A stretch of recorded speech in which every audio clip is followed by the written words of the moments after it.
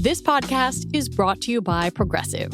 Are you driving your car or doing laundry right now? Podcasts go best when they're bundled with another activity, like Progressive home and auto policies. They're best when bundled, too. Having these two policies together makes insurance easier and could help you save. Customers who save by switching their home and car insurance to Progressive save nearly $800 on average. Quote a home and car bundle today at Progressive.com. Progressive Casualty Insurance Company and Affiliates. National average 12-month savings of $793 by new customers surveyed who saved with Progressive between June 2021 and May 2022. Potential savings will vary.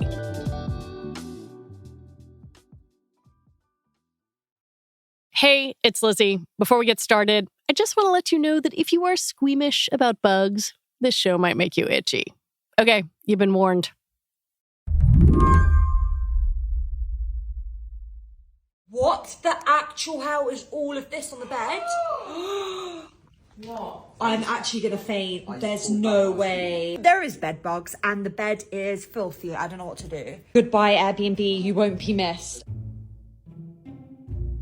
I was wondering if you have seen any of the TikToks of bedbugs in Paris. I have, unfortunately. That's Benji Jones, a senior environmental reporter at Vox. Any faves? Honestly, the TikToks on public transportation, there's a video of what looks like bedbugs on the Paris metro. And for me, like as a subway rider myself in New York, the thought of having bugs that potentially would suck my blood on a train is very disturbing to me. So that, I guess, would be my favorite in like a very self-hating sense. Benji kind of brought this on himself, though, because he recently wrote a story about the global resurgence in bedbugs. So it's really his own fault that I called him up to talk about it. This year's bedbug scare began in Paris over the summer, but things really blew up in September. They were spotted in homes, hotels, on the Paris metro. French government officials said they were spreading despair and warned about them on TV. Le réchauffement climatique, on en a désormais la démonstration, entraîne une recrudescence de ces punaises de lit dans l'ensemble des pays occidentaux, touchant plus particulièrement les pays à forte fréquentation touristique et qui peuvent pourrir la vie de nombreux de nos concitoyens. There were even stories about tiny, unwanted hitchhikers hopping into tourists' luggage. Have you personally ever had bedbugs? I was like afraid you were going to ask this. I have, but not in my home, thank God. I had them many years ago. I think it was 2008 when I was traveling, and it was at a hostel. So it was at a hostel in Ecuador, a very common place to get bed bugs just because they have a lot of people coming in and out. But it was horrible. Like I couldn't sleep. I knew in the middle of the night that it was bed bugs, and I woke up with welts all over my body. So I do have personal experience, and I hated having to write about this and report on this for a story because it's gross. It may be gross, but I have to break it to you. Bedbugs are not going away. Despite, or maybe because of human efforts, they're harder to eliminate than ever. Today on the show, before one of the busiest travel weeks of the year, we're going to explain why. I'm Lizzie O'Leary, and you're listening to What Next TBD, a show about technology, power, and how the future will be determined. Stick around.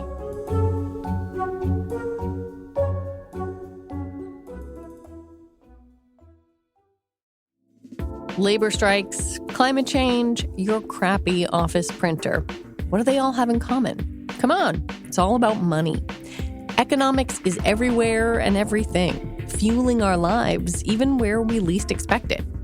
If you're a fan of TBD and are curious to learn something new and exciting about economics every week, check out the Planet Money podcast from NPR. Planet Money is a different kind of world where the complex economy actually makes sense, where human stories supersede abstract theories.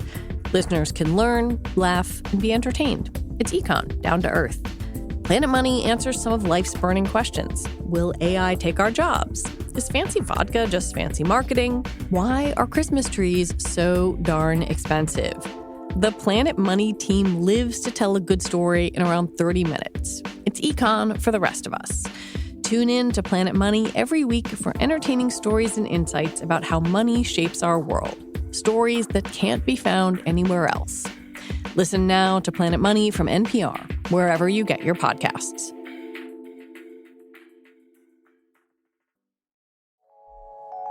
Apple Card is the credit card created by Apple. You earn 3% daily cash back upfront when you use it to buy a new iPhone 15, AirPods, or any products at Apple. And you could automatically grow your daily cash at 4.15% annual percentage yield when you open a high-yield savings account. Apply for Apple Card in the Wallet app on iPhone. Apple Card subject to credit approval. Savings is available to Apple Card owners subject to eligibility. Savings accounts by Goldman Sachs Bank USA. Member FDIC. Terms apply. Consider, if you will, the bedbug. The Latin name is Simex. They're small and flat, about the size of an apple seed. And they have a remarkable history. There are records of them as far back as ancient Greece. Pliny the Younger wrote about them in ancient Rome in 77 AD. And they have always been hard to eradicate. Perhaps worst of all, they feed on only one thing: blood. Really, their primary target is humans, and they are especially active in the nighttime hours, which is why we associate them with our beds, and they also can hide in the crevices of your bed. And basically, they need blood meals to survive and to grow. Like many insects, they molt through different stages of life. This is like ticks as well. So you have like the nymph stage, and then they have to take a blood meal. And then once they take that blood meal, they then like morph into their next stage of development. So blood is very much essential for these insects. And you might hear people complain about having like lines of bites on their body.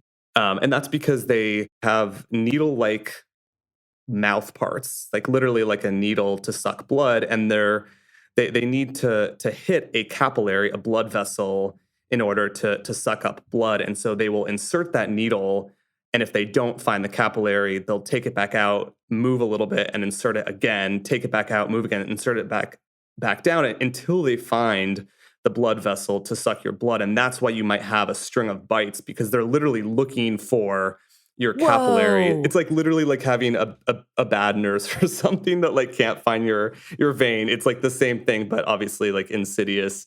They also are very hardy animals. They live for months. I think the average age range is like 3 months to 10 months or something. And they can go for a long time without taking a blood meal, which means that they can hang around, which is one of the reasons why they can spread so easily, because it's hard to get rid of them. And they are attracted to carbon dioxide. So when we breathe out, they can sense that, just like mosquitoes. And they're also attracted to body warmth. So those two things allow them to home in on human bodies at night, especially. And scientists don't really understand exactly how they can find us from far away, because I think there are reports of like bed bugs being in the closet and then them somehow like finding their way to the bedroom or whatever. So I think there's still a little bit of an unknown around how exactly they navigate, but they seem very good at it.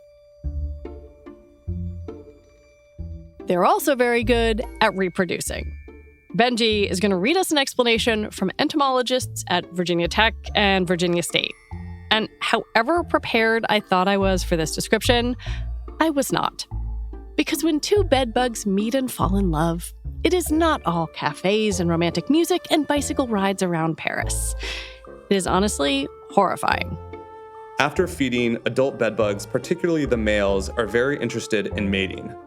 Simicid bugs, which is bedbugs, have a unique method of mating called traumatic insemination. This mating behavior is considered traumatic because the male, instead of inserting his reproductive organ into the female genitalia, he literally stabs it through her body wall into a specialized organ on her right side called the organ of Berliez. The male sperm is released into the female's body cavity, where over the next several hours it will migrate to her ovaries and fertilize her eggs. Okay, I'm almost done. The traumatic insemination stabbing creates a wound in the female's body that leaves a scar. The female's body must heal from this wound, and consequently, females are known to leave aggregations after being mated several times to avoid any further abuse.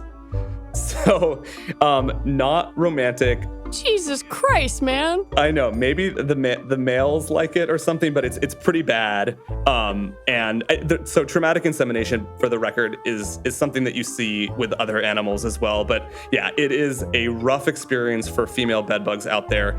Still, against these odds, they are reproducing a lot. And so that is something that that is something that is impressive. A single female can produce about 113 or so eggs in her lifetime. So even though it's a really traumatic experience, they are reproducing a lot, and that is why we have infestations. I'm sorry to put you through that. Okay, you can exhale now. That part is over.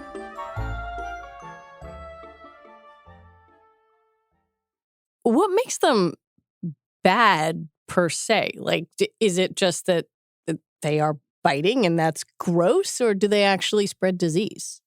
Yeah, it really is the former. They don't seem to spread pathogens. They carry pathogens, and there's plenty of research that shows that. But as far as we know, and I believe even like the Centers for Disease Control say this, there isn't really a risk of bedbugs spreading any kind of human pathogens that would harm us. So really the main issue with bedbugs is that they are gross, they make us itch, and they make us feel gross. One of the things I was so fascinated by when I read your story was sort of the history of bedbugs. But before we had any means of controlling their spread, how prevalent were they around the world? They were super prevalent. I read in some science papers about just like anecdotally what it was like to stay in hotels, and people described having to get drunk in order to be able to fall asleep because it was just like a guarantee that there would be bed bugs there. And I generally just think about like the Victorian ages as being an awful time to be alive. Like people didn't really bathe, like you have bed bugs everywhere. So it seemed pretty bad. And I think there were also just reports of people like burning buildings to the ground because they were so infested with bed bugs and there wasn't like a clear way to get rid of them. So I think it could be helpful perspective to realize that like, oh, we have a lot of tools today actually to deal with this, even though it does feel like they're a plague in a lot of our cities. Their population seemed to drop around the middle of the 20th century. What happened? Yeah, so really their population decline was directly tied to the popularization of a pesticide called DDT. DDT was used in World War II to control outbreaks of malaria by killing mosquitoes, and officials also used it to kill other parasites like lice that can spread disease. And basically, scientists discovered that DDT, this pesticide, was also really effective against bed bugs. And so they would use DDT to treat bed bug infestations, and it worked really, really well. DDT, this pesticide, was really central to the decline of bed bugs. DDT was heralded as a miracle. Safe to eat, safe to drink, safe to use in daily life.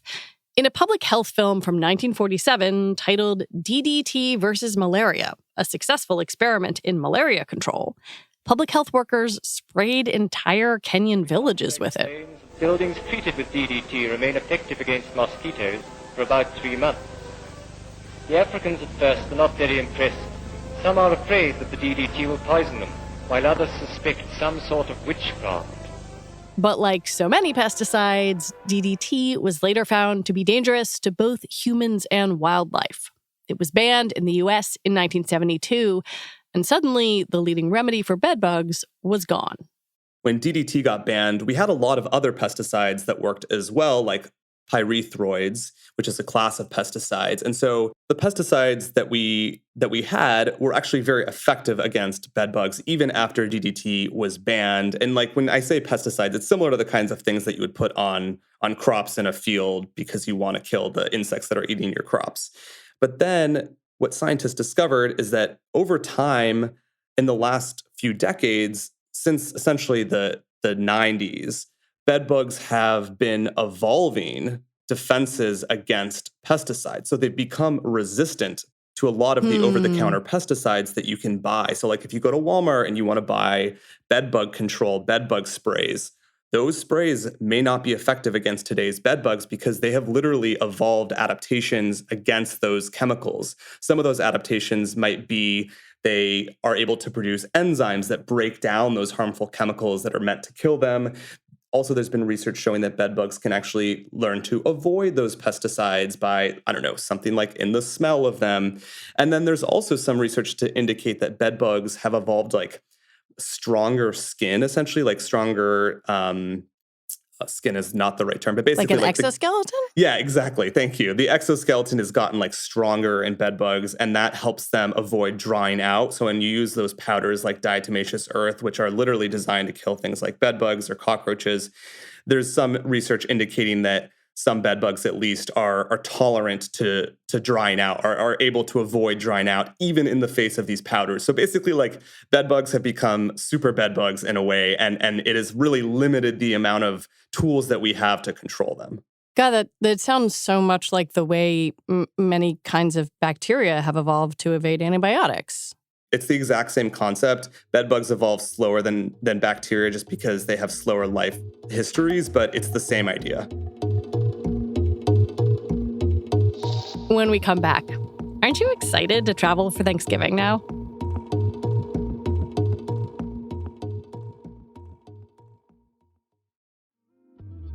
This episode is brought to you by SAP. First, the bad news. SAP Business AI won't help you generate cubist versions of your family's holiday photos, but it will help you understand which supplier is best to help you roll out your plant-based packaging in Southeast Asia.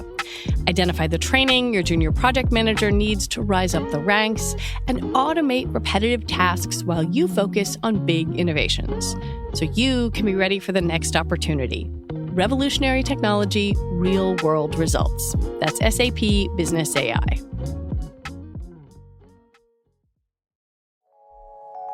Apple Card is the credit card created by Apple. You earn 3% daily cash back upfront when you use it to buy a new iPhone 15, AirPods, or any products at Apple.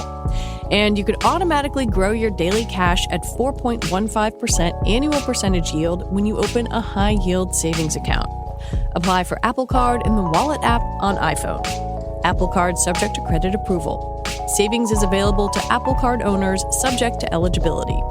Savings accounts by Goldman Sachs Bank USA. Member FDIC. Terms apply.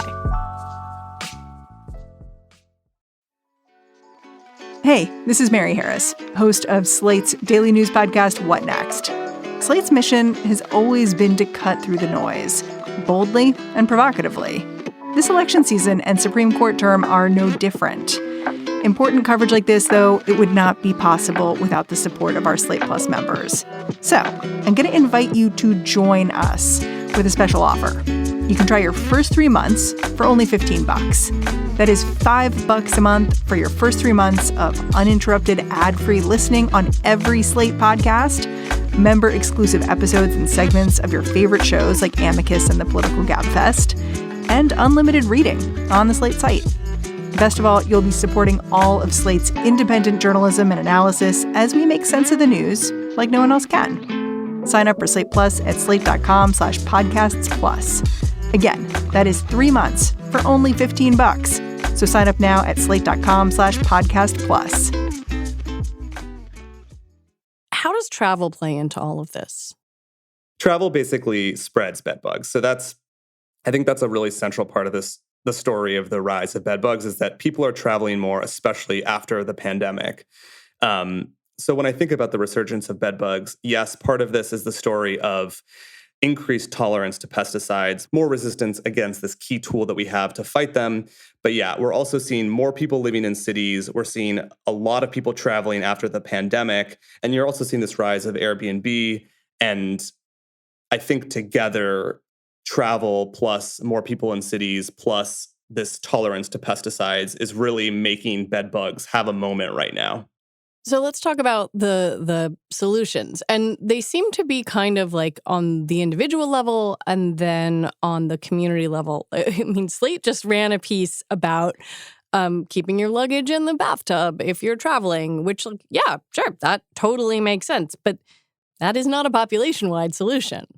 So this is the most interesting thing to me, which is just that we do have tools to control bed bugs. They're just expensive. So heat, for example, is very effective at killing bed bugs, and it doesn't seem that they are able to evolve tolerance to extreme heat. So if you heat a room or a piece of furniture or your suitcase to, I believe it's like 113 degrees Fahrenheit, for some period of time, that will kill bed bugs and their eggs. You can also just pop it in the dryer, which is hot enough to kill bed bugs and their eggs as well. So heat really works.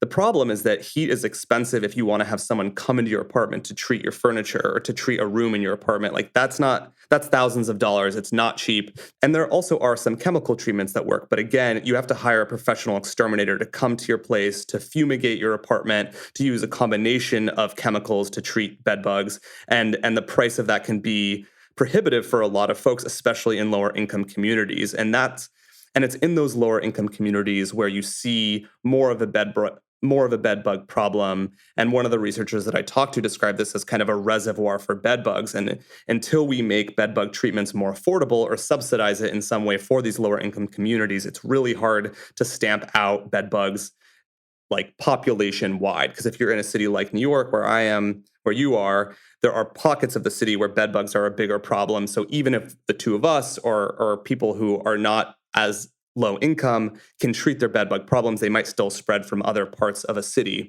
If you are about to get on a plane or a train or a bus next week and we have completely freaked you out, Benji says, do not lose hope.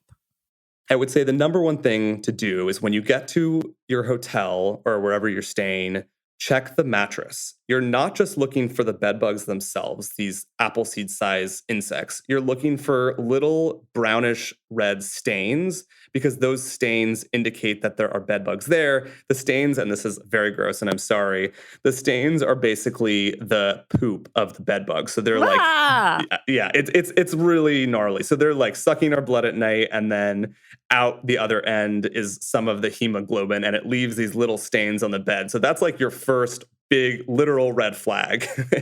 if you get into a hotel and there are little red stains, like you want to request a different room and potentially want to stay at a different hotel. The other thing is, like, when you are home, if you are worried that you have bed bugs or might be bringing them with you, the Slate story recommends putting your luggage in your bathtub. You can also leave your luggage outside. Take all the clothes out. Throw your clothes in the dryer or in the laundry and dry them afterwards. And even if you just dry them for 30 minutes, that should take care of the problem. And then if you're really worried about it and you don't even want to bring your suitcase inside, you can get a garment steamer and just literally steam the outside of your bag and the inside of your bag. And that also should kill the bugs and their eggs. And just a note on the eggs, like these eggs are very, very tiny. And so even if you don't see bed bugs, there might be bed bug eggs, which again, very gross, but you need to be concerned about that too. And then, like, I don't know, I live in New York, and there's often stuff on the street that I want to take into my home, like books and shelves and whatever. And like my boyfriend is very against this idea. But if you are like me and are frugal and want like gems from the street, you should also be very careful not to just bring it into your home, but treat it first.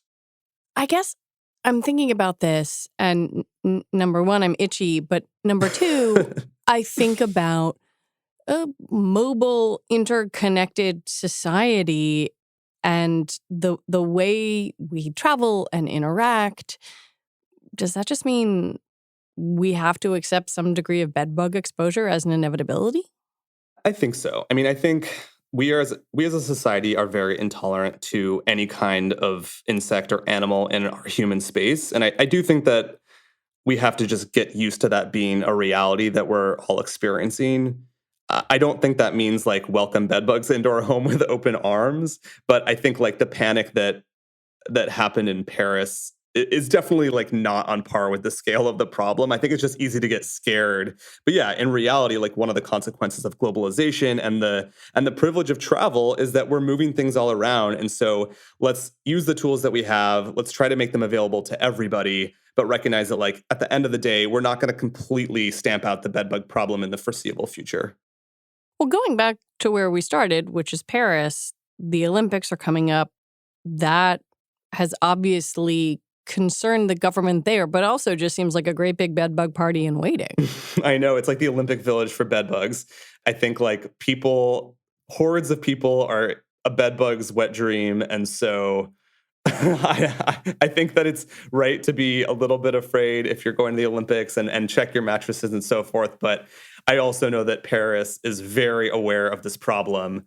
And if anything, they're like taking it more seriously than more pressing social issues.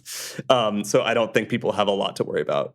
Is there any evidence that climate change has contributed to this? I mean, I know it certainly has affected the life cycle of ticks and has contributed to the growth of Lyme disease. Is there any effect on bedbugs?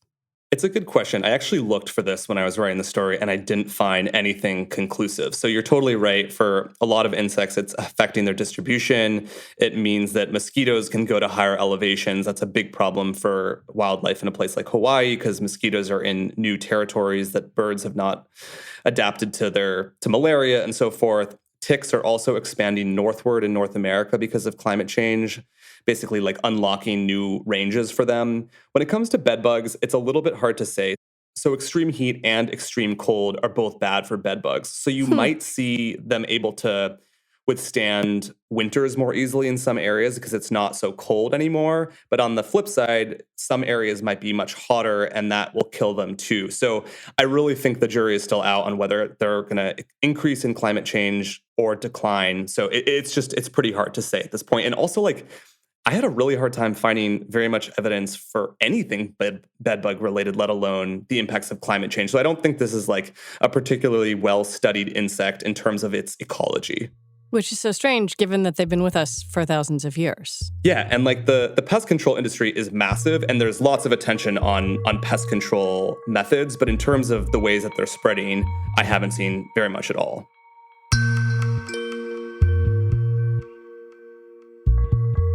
Benji Jones, I am very itchy, but thank you so much for coming on. My pleasure. I regret having to learn so much about this, but I'm glad I got to talk with you.